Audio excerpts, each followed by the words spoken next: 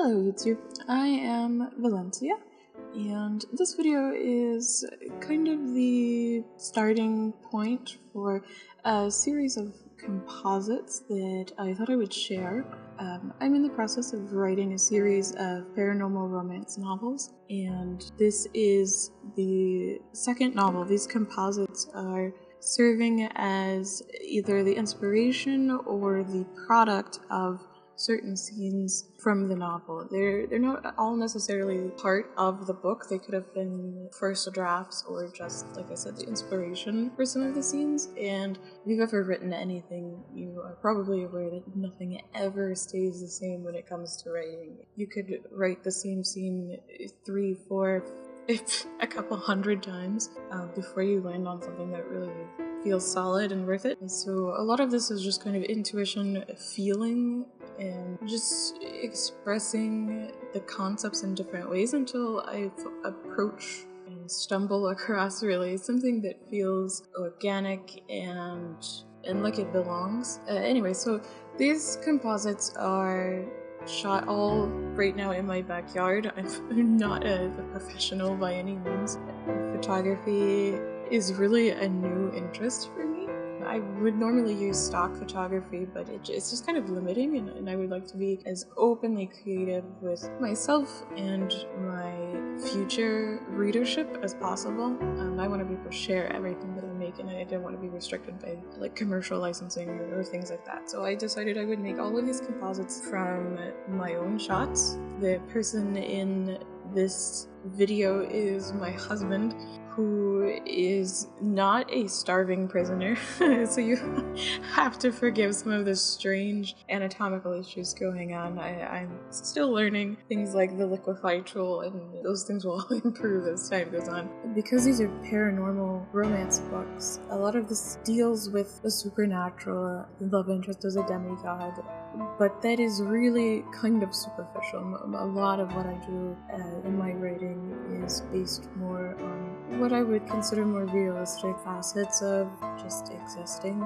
While the character is imprisoned, and it's why later on we'll see that there are prison bars in the final image, the idea for the character is that even though he is physically captive, much of what happens to him and how his psyche gets damaged throughout the story, he does to himself. It's entirely mental.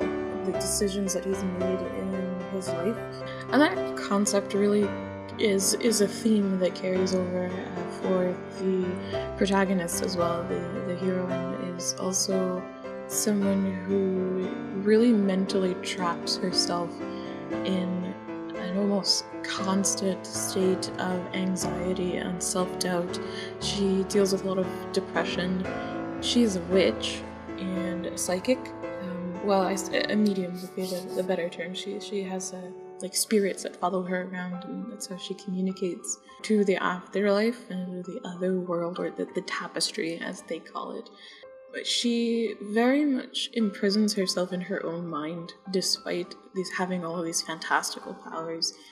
And when they come together, it's initially a very painful kind of self-reflection. What I would consider is like a monster looking into a reflective surface, like a lake or something. Something where the surroundings are quite surreal and beautiful, but what they're focused on is everything that they can't change about themselves. And they choose to see those things as demeaning or ugly or unwanted, rather than appreciating what's around them or coming to accept themselves and their own flaws. So, for better or worse, that is how they meet, that central obstacle that they need to overcome before they can, have their happily ever after. And that's the individual side of things. Community-wise, there is an overarching story that was set up in book 1, obviously, where all magic users are called innates, and it's just shorthand for innately magically talented. Both of these characters fit into that mold, and accordingly, family are second-hand citizen is really kind of a kind word for it. The innates are not looked upon kindly because they tend to accidentally cause problems. The overwhelming majority of them are not trained at all in what they do. It's like not exactly illegal, but it also is. There's enough laws surrounding it where it can be enforced as illegal, even though it's technically not. Cassandra, the witch, the protagonist in particular, because she is a medium, she can't control when the spirits take over, and she has said some pretty hurtful things to people that have just kind of caused her to be socially ostracized for much of her life. And so what sets Cassandra and Hector, who is the demigod, apart is that they are both registered innates, and they are the only two registered innates in their circles. That also kind of traps them, because while they are innates, and because of that they are more trusted than like a non-caster, they are still outsiders. They are still a source of potential danger, where Hector in particular, who is a prosecutor, actually chooses to spend most of his career prosecuting other innates. Their romance, it is at the heart of it. It is these two very personal journeys of coming to accept what they consider to be the monsters inside of them, and how they face those monsters after so many years of ignoring them, or in Hector's case, just exacerbating everything. And that kind of went into the composition of this composite, where I really wanted these really bright, warm, inviting colors, and this, bright, cheerful little flower in this prison. It's, this concrete floors and these like cracked wooden walls, and he's supposed to be sleeping on this like concrete slab, and there's this many of his chapters in the novel deal with that, with how mundane and dreary his cell is, and being in isolation all the time.